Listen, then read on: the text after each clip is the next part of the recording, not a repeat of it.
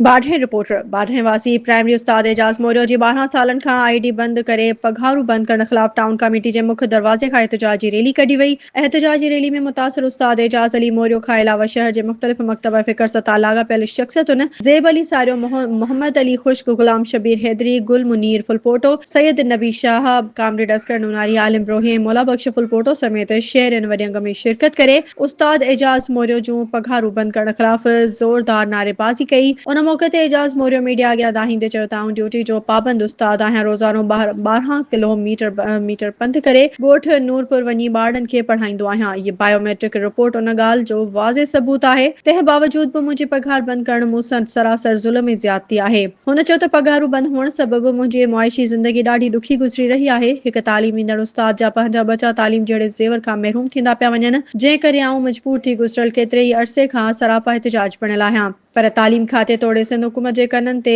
जूं ई न पई सुरे। हुन वधीक तालीम खाते जे वज़ीर सेक्रेटरी ऐं DEO कंबर शिदात कोट खां मुतालबो कंदे चयो त मुंहिंजी बंदि पियल आईडी खोले मुंहिंजूं रहियल पघारूं अदा करे मूंसां इंसाफ़ कयो वञे त जीअं आउं बि पंहिंजे बचनि खे मयारी तालीम ॾियारे सघां।